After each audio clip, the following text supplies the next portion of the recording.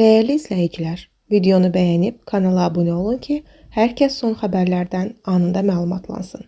Bakıkartın ləğv olunması ilə bağlı yayılan məlumatlar əsassızdır. Xəbər verilir ki, bu barədə K Qrup MMC Bakıkart məlumat verib. Bakıkart fəaliyyətini davam etdirəcək.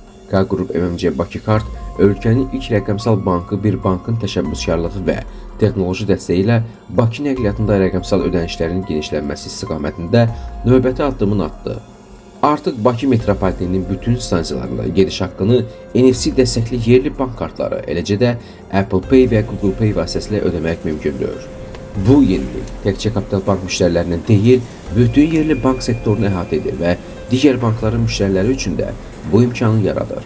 Son günlər sosial şəbəkələrdə və bəzi onlayn platformalarda paytaxtda ictimai nəqliyyatda metro və avtobuslarda istifadə olunan Bakıkart kartlarının ləğv ediləcəyi barədə yayılan məlumatlar əsassızdır və həqiqəti əks etdirmir. Bakıkart ödəniş sistemi tam şəkildə fəaliyyətini davam etdirir və Bakıkart kartlarının ləğvi ilə bağlı hər hansı qərar və ya plan mövcud deyil.